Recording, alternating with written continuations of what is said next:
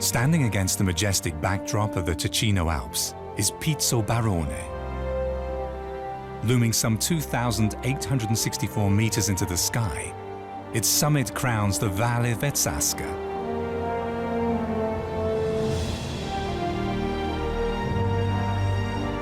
The eponymous wild river, the Vetzasca, arises here. As a small creek, it starts its journey by flowing down into the Lago Barone, one of the highest mountain lakes of Ticino.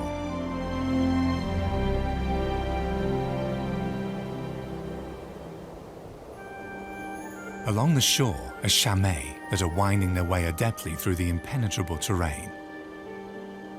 Mountain flowers such as gentian and snowbells, the heralds of spring.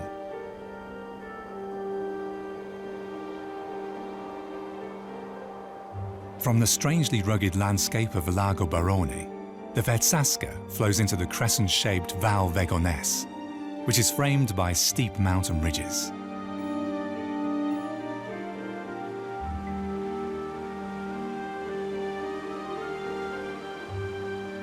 The slopes on either side of the valley are dotted by larch forests and crisscrossed by numerous waterways. By now, the small creek that began at Pizzo Barone has evolved into a vast mountain stream. Rapids cascade off the mighty rocks. As the Vetzasca flows onward, the vegetation becomes more and more varied.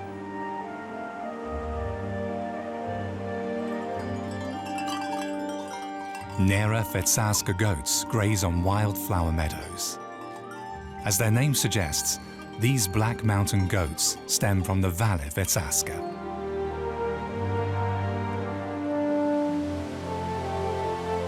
Waterfalls rush from the slopes, like here at the Cascata della Froda, where water crashes 100 meters down.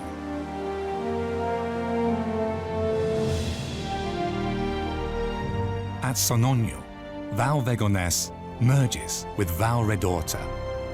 The mountain streams from both valleys now flow together.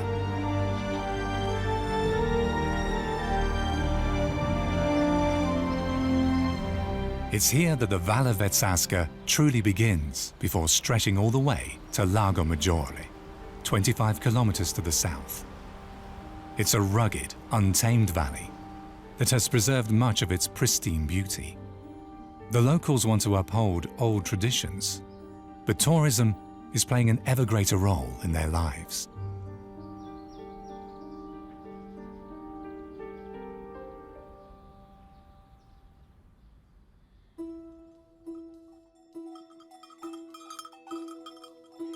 It's 5 a.m. on the Tenc di Dentro mountain pasture.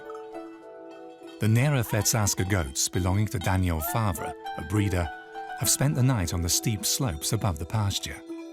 Now, they're slowly coming down.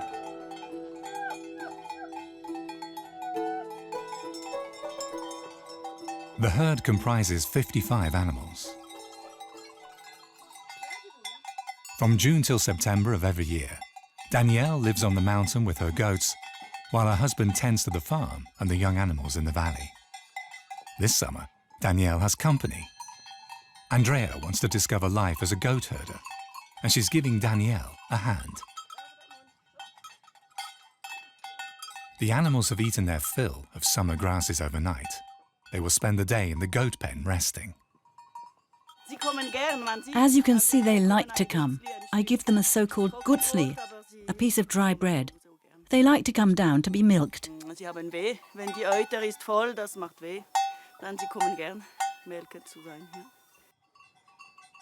The herd is not complete yet. Only one is missing now.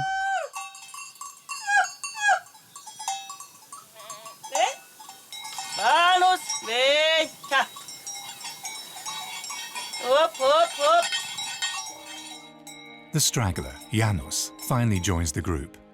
Danielle knows all her animals by name.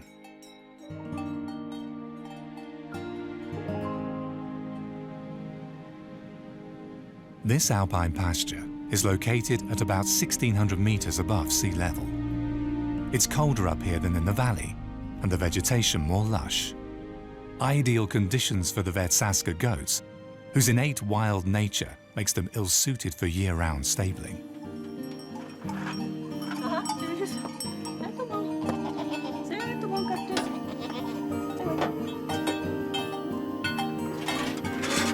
The black goats are milked every morning and evening. Their milk is good, but they produce far less than most other goat breeds. And this makes keeping them less profitable. Nonetheless, the Favres have been breeding the indigenous Nera Vetsaska for more than 26 years now.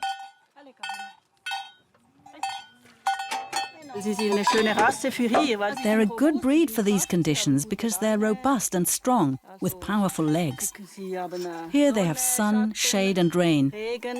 They can run and climb just like wild animals.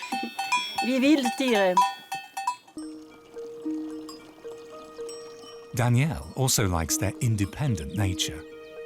Humans have to adapt to the goat's rhythm, she says, not the other way round. They do as they please. They're sweet yet stubborn. They do exactly what they want and practically never what we want. But that's fine.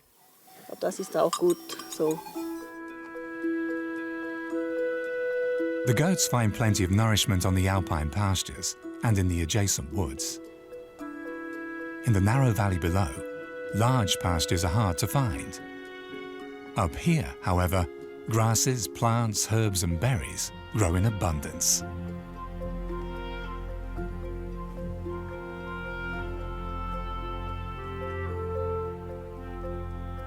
Some of the plants, however, have unpleasant consequences for the goats.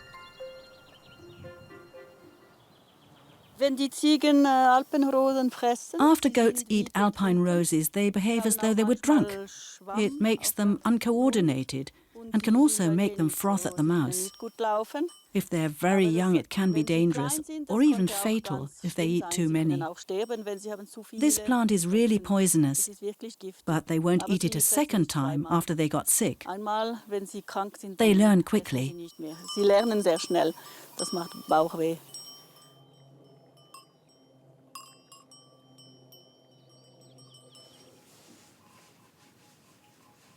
Danielle Favre processes the goat milk into bouchon and formagella, typical Ticino cheese varieties. In this canton, goat cheese has been an important wintertime staple food for generations. She produces 8 to 12 kilograms of soft cheese per day. For the Favres, that's not enough to make a living. About half of their budget is government subsidized.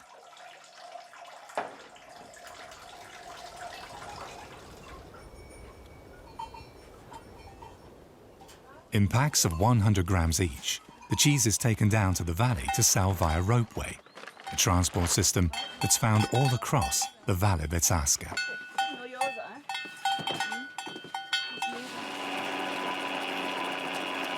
This simple and efficient technology continues to be indispensable for the transport of goods between mountain and valley.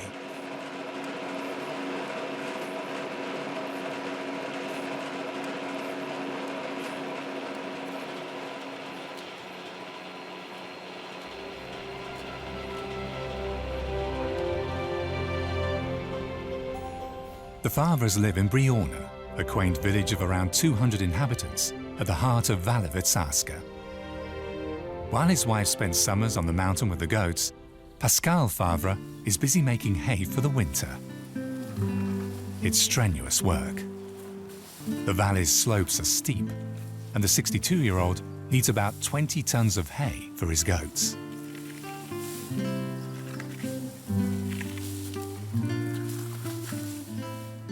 The goats are semi-wild animals, and they eat a lot. One goat requires about 2 kilograms of hay every day. They won't eat just anything, only the best.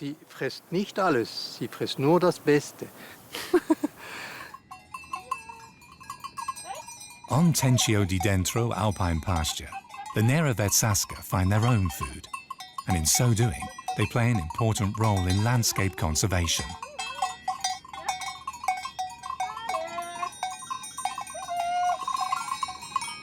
The goats eat the buds and leaves of plants, and thus help prevent scrub encroachment on mountain pastures. Their hard hooves, moreover, compact the soil. This reduces erosion. And yet their population has long been in decline. Other goats are simply more profitable. Only around 5,000 of these black animals can still be found in Switzerland. The Nera vetsaska is an endangered species. It would be a shame if they disappeared. Many farmers use other breeds because they produce more milk. This indigenous breed is often overlooked, but without the Nera vetsaska goats, the alpine landscape would also be lost.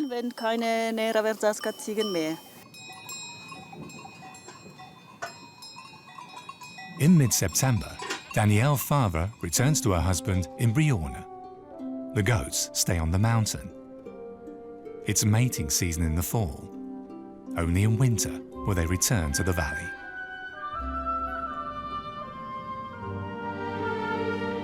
The Val of Vetsaska was shaped by the power of water over millions of years.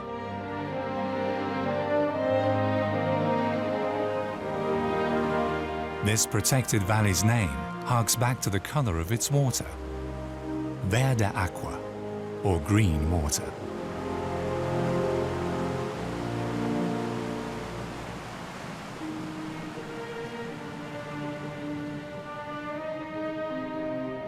Picturesque villages with distinctive churches and rustici, the typical Ticino stone houses, hug the steep slopes.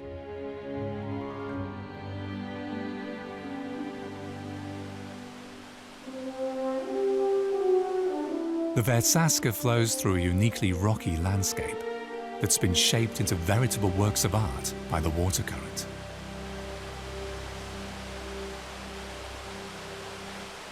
Over thousands of years, blocks of gneiss, granite, quartz and feldspar have been smoothed and polished to a dull sheen by the surging water.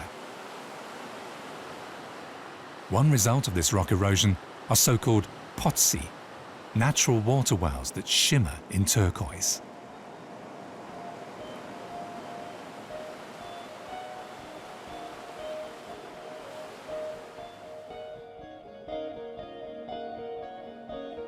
The fine-grained texture and geometric lines of these rocks is reminiscent of paintings, a unique and almost mystical spectacle of nature.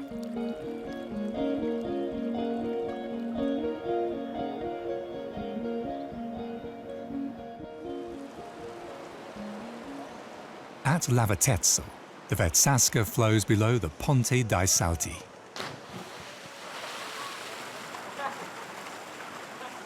This 40-meter-high stone bridge with two arches is also referred to as the Roman Bridge.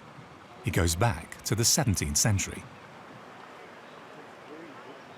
The double bridge is one of the most visited sites of Ticino, partly because the Vetsaska flows very quietly here and beckons bathers.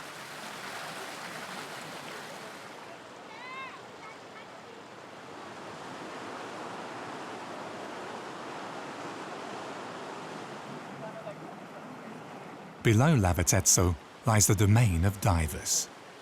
The biologist, Andrea Persico, has been coming here for many years. His hobby is freediving, in other words, diving without oxygen tanks. He can stay underwater for up to 2 minutes with one breath of air. Since the Vetsaska is cold, between 7 and 18 degrees depending on the season, Andrea Persico always wears a wetsuit.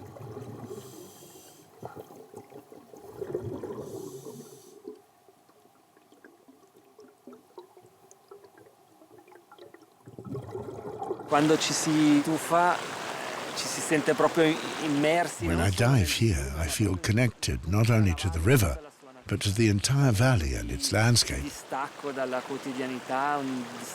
It's like meditation when I dive. It de-stresses me completely.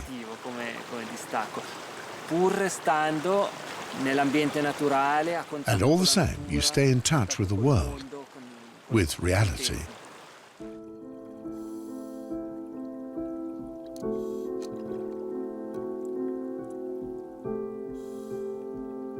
The Vetsa is about 10 meters deep at this point. The emerald green water is swimming pool clear. The diver has a clear view to the rocky landscape's wealth of colors and forms.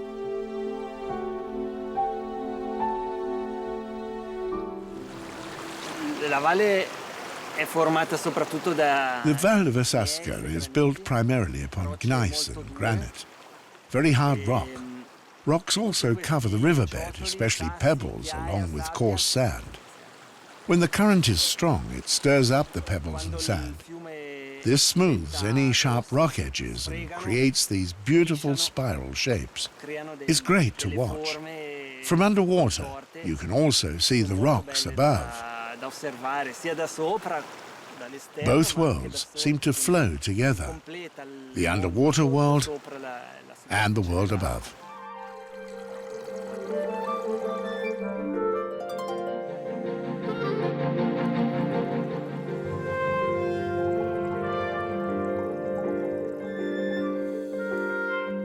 Now and then, Andrea Persico takes water samples and has them analysed in a laboratory. The water quality has not changed in the past years, according to the biologist. The Vetsa continues to be one of the cleanest rivers in Switzerland. River trout seem to be playing in the current. These small predators are considered the kings of Swiss mountain rivers. They're very adaptable and feel comfortable even in cold water 2,000 meters above sea level.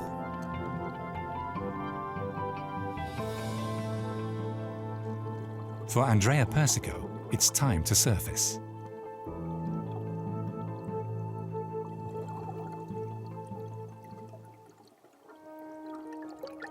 The dive went off without a hitch.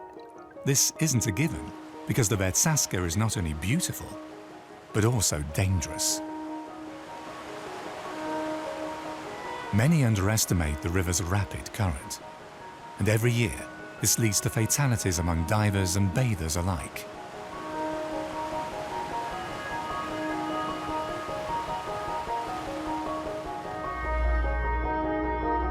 At Vogorno, the Vetsa has been dammed along a stretch of 7 kilometers. The Lago di Vogorno's water level is highest in spring and summer. The dam was built in 1966 to utilize the region's water supply for power generation. The imposing dam wall stands 220 meters tall and is one of the highest in Europe.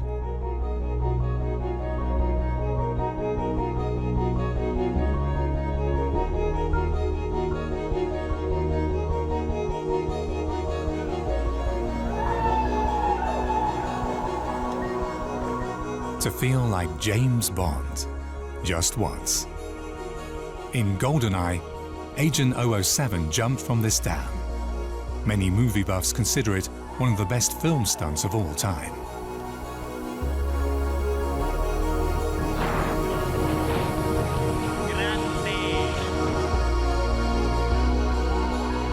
Ever since GoldenEye, the dam in Vogorno has become a popular destination for bungee jumpers.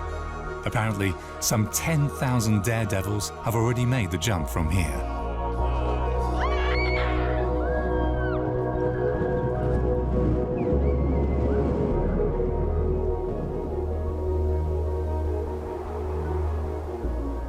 Magadino towers above the reservoir at 735 meters above sea level. This village of around 200 inhabitants is in the geographical heart of Ticino. It's also one of the oldest spots in Valle Vetsa. Its existence has been traced all the way back to 1061. Nowadays, most of the visitors to Magadino come to enjoy the stunning views of Lago Maggiore below.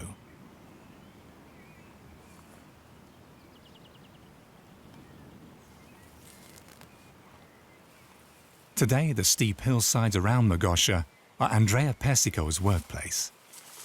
A biologist, he's studying the region's flora and fauna on behalf of the Swiss government.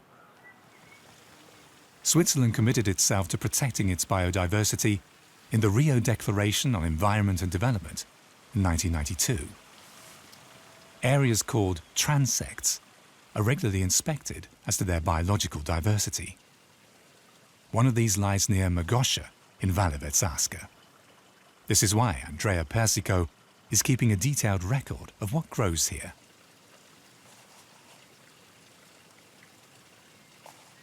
La Versasca è principalmente sita in una The stratum zona beneath Valle Versasca is composed primarily of silicates, such as gneiss and granite. gneiss e granito. E queste rocce danno The soil has a high acid molto content, acidi, which makes for a sparser flora compared to areas to the north and south of Ticino, where the soil is calcareous. dove ci sono delle rocce calcaree. Nelle zone secche c'è un In large part, the plants that grow here are capable of adapting to dry and nutrient-poor soils. acqua nel terreno e anche una situazione di pochi nutrimenti. And there are surprisingly many. On this particular transect, comprising 1 square kilometre, there are around 300 different plant species. Andrea Persico suddenly finds a plant he didn't expect to see here. Meadow sage is generally native to more calcareous and nutrient-rich soils. È un meccanismo molto preciso. L'insetto si appoggia, Have a look at this remarkable mechanism. infila la sua glossa After the insect lands on the petal, it inserts its proboscis into the blossom in search of nectar. This triggers a mechanism whereby the stamens and pollen are deposited on the insect's stomach and back. questo polline si appiccica al suo corpo. È un esempio This is an interesting example for the interaction of insects and degli plants. insetti e quello delle piante. The valley's vegetation is changing. In former times, these narrow, dry, masonry-protected terraces were used for agriculture, an attempt to make a living in the steep terrain. Today, however, many such areas have been abandoned, and this has consequences in terms of biodiversity. Questi prati hanno un'importanza. These meadows are of enormous ecological significance. Legati a queste specie floristiche ci sono anche tutte They serve as a habitat for countless insects and small animals. animali, Very complex ecosystems have developed here. un sistema complesso e molto ricco. Oggi con l'abbandono Since agriculture is hardly practiced any longer in this area, the forests are encroaching on such open spaces. questi prati e quindi tornano bosco. In And this pratica. threatens the valley's biodiversity. La biodiversità è minacciata. Andrea Persico spends a whole day counting flowers, shrubs and insects.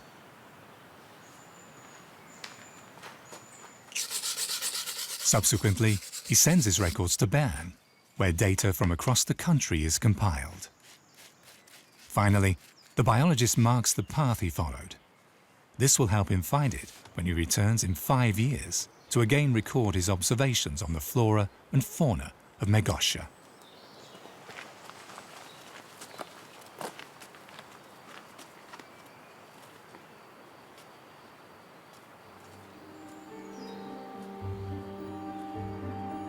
In the past, most inhabitants of the Valle Vetsa lived off agriculture and animal husbandry. Today, the ratio is closer to 1 in 5. Tourism has long since become the most important source of income. The valley is a hiker's paradise. One of the main attractions is Coripo. The slope to which this village clings is so steep that the inhabitants, as the legend goes, tied small sachets to their chickens' tails, lest the hatched eggs rolled down into the valley.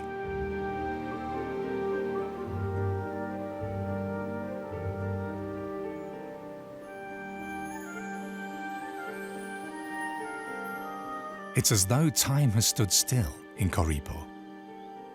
300 people once lived here, but the hard life in this inaccessible spot drove many away.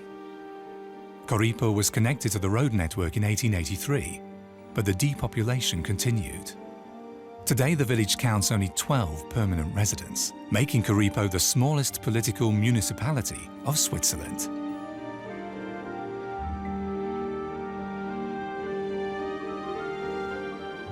The town has been under cultural heritage protection since 1975.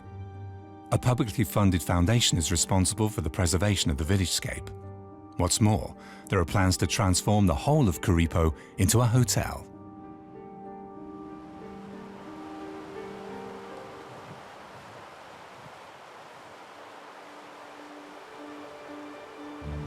Nevertheless, it's the river with its crystal clear water, whether in green or azure blue, that will always be the biggest attraction of the Valle Vetzasca.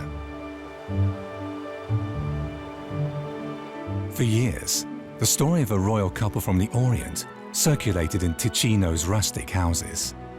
Looking for peace and quiet, they settled in the Valle Vetzasca after a long journey.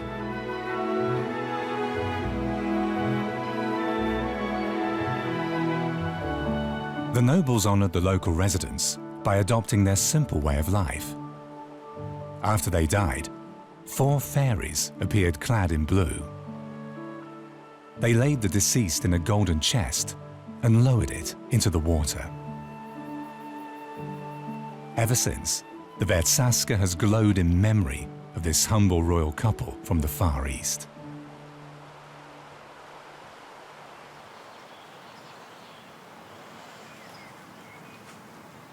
Rock drawings on so-called cup-marked stones bear witness to early settlement of the valley. The Sastistria, on a hill near Vorgorno, was probably worked by humans between 600 and 700 BC.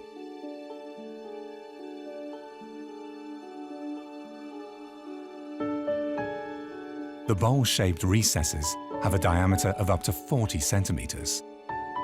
Alongside them are geometrical figures such as crosses, circles, as well as images of an arrow.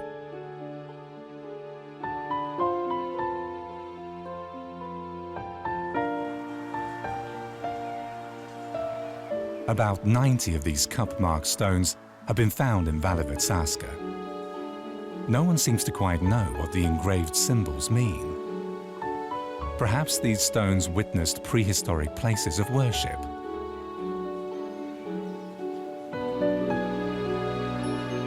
For centuries, the Valle Vetzasca was one of the most secluded Alpine valleys, connected to the outside world only by a steep and arduous mule track. No more than a few thousand people ever lived here, most of them in poverty. The local writer Pero Bianconi described the Valle Vetzasca as a barren, rocky and poor valley that all who searched for a better life were well advised to leave. Its most valuable resource was the forests. Lumber from the valley was transported by waterway to Locarno, and from there on to Milan and Venice.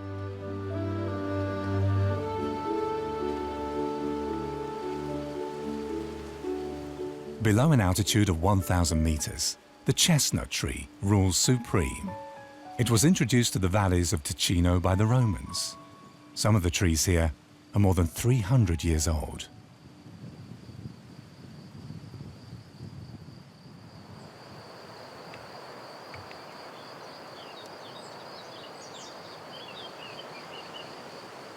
Near the villages, one can observe many chestnut trees with growth from their stumps. The tree trunks have been sawed off at chest height, and they are growing new shoots. After about 10 years, these can be used, among other things, as beams for the extremely heavy stone roofs of the rustici. More important even than its wood was the fruit of the chestnut trees. Sweet chestnuts, or marroni, were a staple food for the population of Valle Vetzasca for centuries. As a child, Silvio Foiada ate chestnuts in milk almost every evening. Chestnuts were considered the bread of the common man in a very literal sense. The starchy fruits were primarily ground to flour for baking bread. For this, they were first put into a dehydrator house. Such stone buildings called gra, used to stand in every village. The chestnuts were stored on the top floor, while a furnace, separated by a grate, stood below. Private film recordings of the Foyard family showed the gra in operation. The fire had to burn for at least 4 weeks, with the villagers working in shifts to keep it going. Lacking a chimney, the smoke escaped through cracks in the stone roof.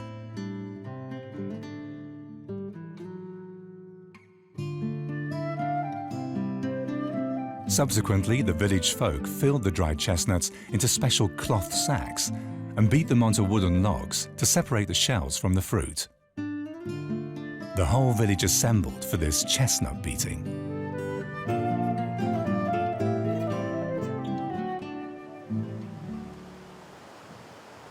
Today, the dehydrator houses in Vetsa are no longer operational, and even chestnut wood was hardly in demand for quite some time.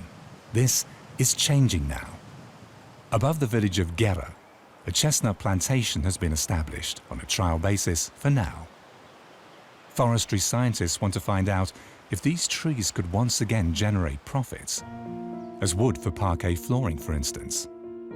First results were encouraging, and in the meantime, the plantation has been officially put into operation.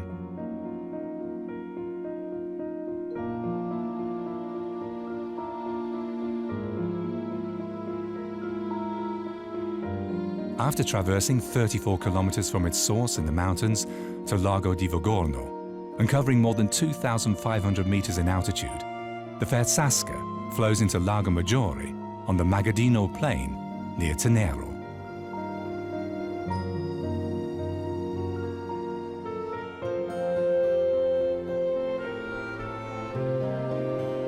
Around 80% of the lake lies within Italy.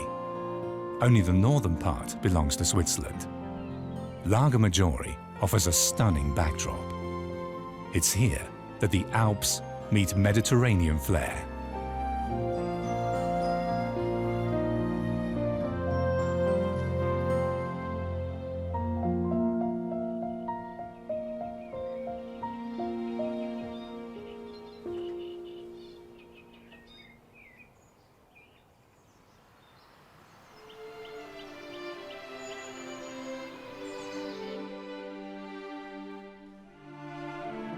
In the far north of the lake, located at the mouths of the Vetsa and Ticino rivers, lies the Bolla di Magadino, Switzerland's largest wetland area.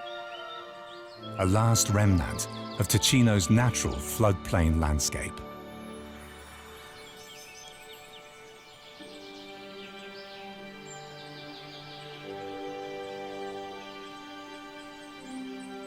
No one knows this area better than 62-year-old Marco Nussbaum, the gondolier of Bolla di Magadino.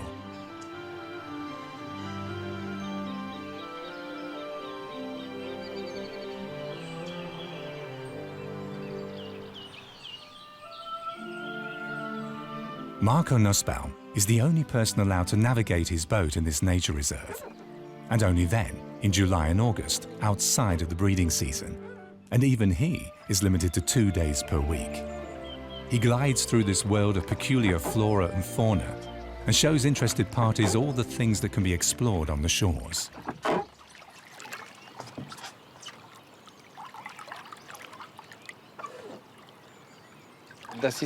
It's truly unique.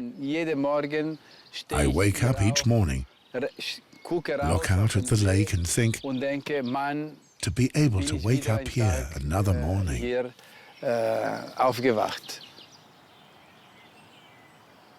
Ponds, reeds, sandbanks and wetlands shape the landscape of Bolla di Magadino. This is Europe's best marshland. It's small but impressive, with more than 300 species of birds. This morning, for example, we spotted a black coot and a great crested grebe. I love the atmosphere. You hear so many birds singing.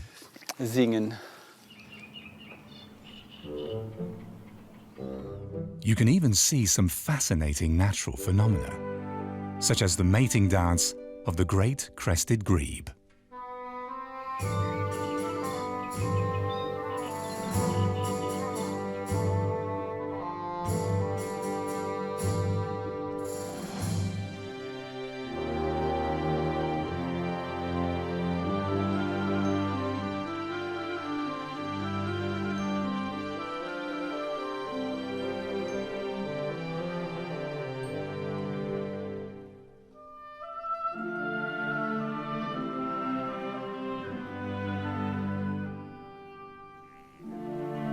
For many migratory birds, the bolla is an important resting place on their journey across the Alps, or even further south.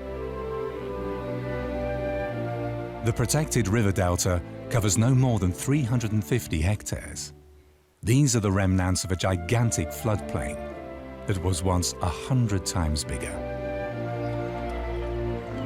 But how did the bolla get its name? Fermentation processes at the bottom of the lake release methane gas. This forms bubbles, in Italian bolla, at the surface. Most of the lakeside inhabitants lacked awareness about the uniqueness of the landscape. To save the bolla for future generations, this marshland was placed under conservation protection in 1974. When I was young, this was a garbage dump. People threw everything into the water. Trash, washing machines. They even pushed cars into the water. All along the shoreline, people just threw trash into the lake.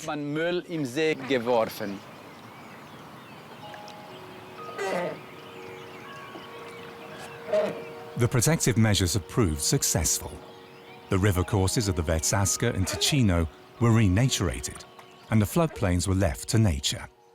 This gave the bolla a new lease of life.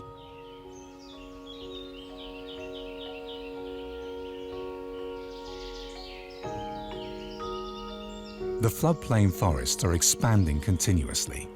In Central Europe, such pristine forests have almost disappeared. They were chopped down and turned into settlements or pasture land.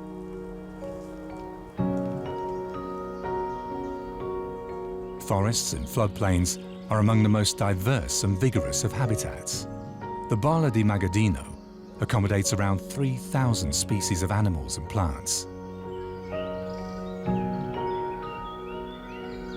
Some of them were already considered extinct in Switzerland. Among them, rare butterflies, dragonflies, snakes, newts, and frogs. Spawning waters such as these are biotopes of national importance. 70% of all amphibians in Switzerland are listed as endangered.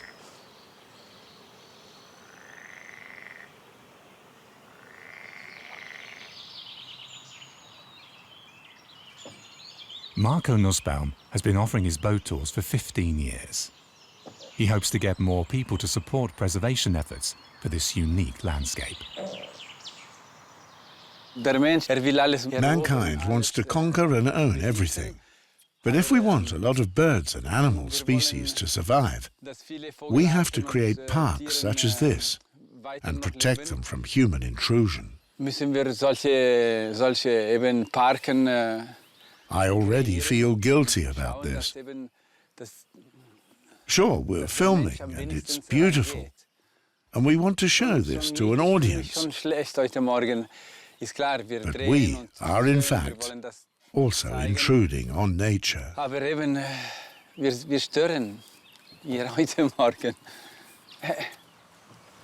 And so the gondolier retreats and leaves the bolla to itself again.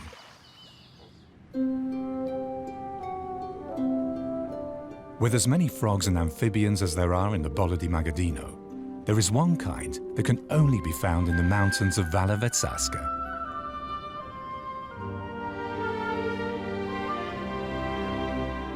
In fact, this animal can be found at just a few spots on our planet. One of these is the Lago di Stalaresque, a mountain lake above Briona at an altitude of 1,850 meters.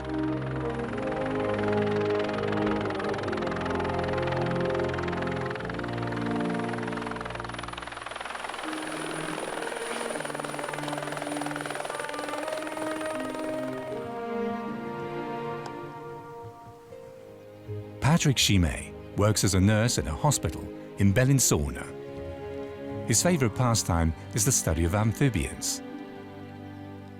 He visits the area around Lago Stallaresque several times a year.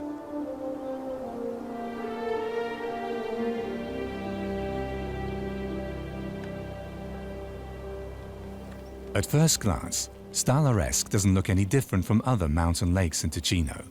But with a depth of 6 meters, it's unusually deep, and thus an ideal habitat for a particular newt. Anzi, sono due coppie, due femmine, due maschi in corteggiamento. I see 2 couples mating. Si può vedere il maschio The male moves its tail and produces pheromones, muovendo la coda, messenger substances to capture the attention of the female. dei feromoni per attirare l'attenzione della femmina. It's the Alpine newt, Ichthyosaura alpestris, belonging to the salamander order Caudata. Alpine newts live all across the world, but Lago di Stallaresque is home to a rare subspecies. Some of the animals here are pedomorphic, which means that they reach sexual maturity during the larval stage of their development.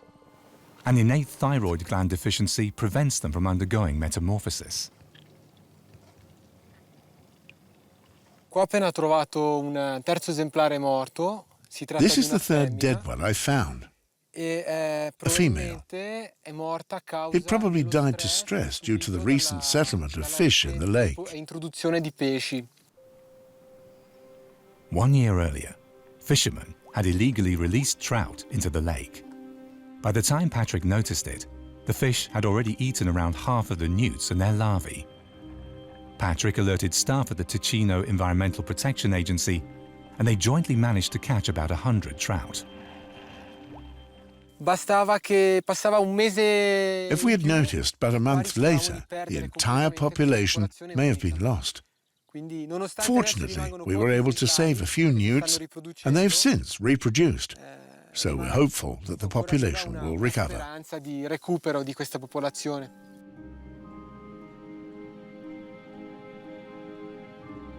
But the most important issue for Patrick is, have any of the pedomorphic newts survived?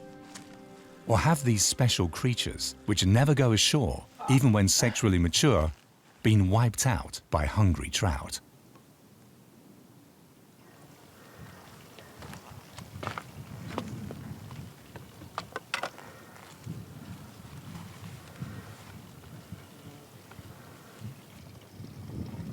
And indeed, Patrick finds what he was looking for.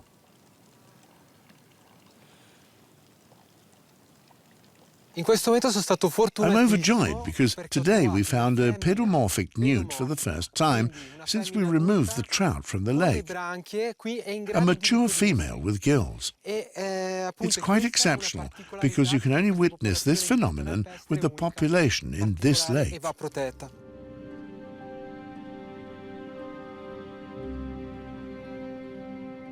The expedition to Lago di Stallaresque could not have gotten off to a better start. Before Patrick Chimay can continue, however, he must wait for darkness.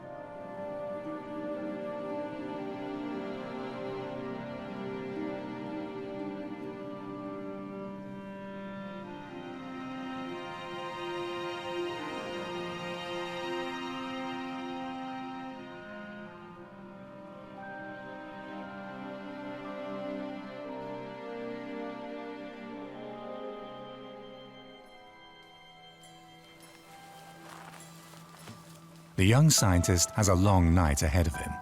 For a study, he needs a large number of mountain newts that he will catch with a net. A far simpler task by night than by day.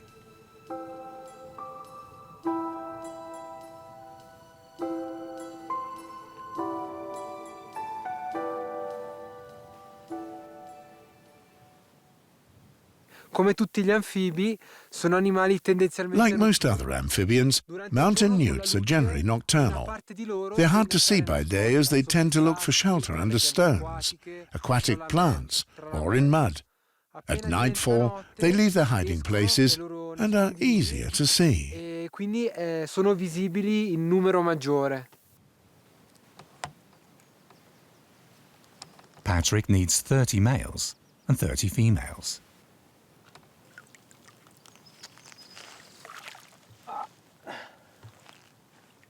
Their genders are easy to distinguish.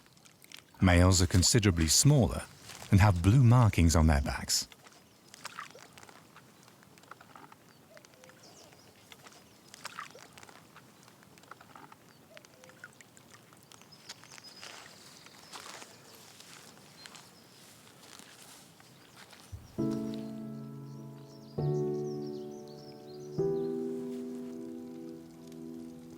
Patrick wants to find out whether the mountain newts of Lago di Stallaresque are related to their fellow species in neighbouring Valle Maggia, or whether both populations have developed independently. For this, he requires tissue samples for genetic analysis.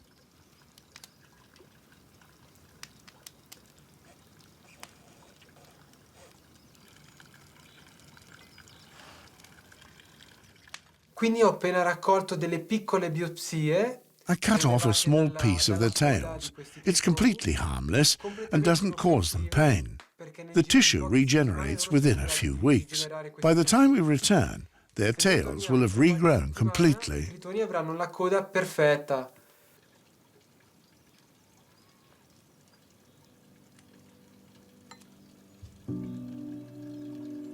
The samples are sent to a lab in Rome for analysis.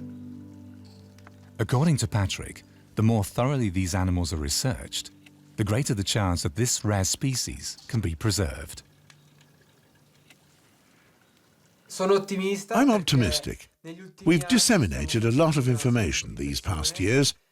It's important that people know of this natural treasure and understand that it needs to be protected. If no more fish are released into the lake, the mountain newt can look forward to a secure future here.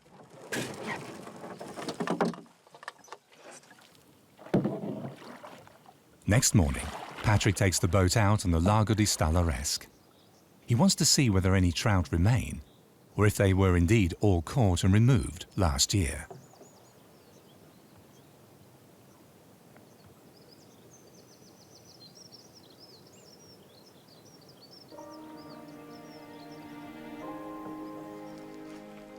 It looks like Patrick and his colleague did outstanding work.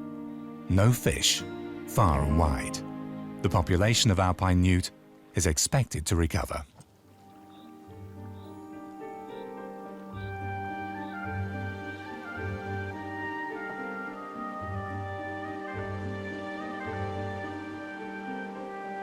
Whether at Lago di Stallaresque, Bolla di Magadino, or on the Alpine pastures, much is being done to preserve the pristine beauty of the Valle Vetsa.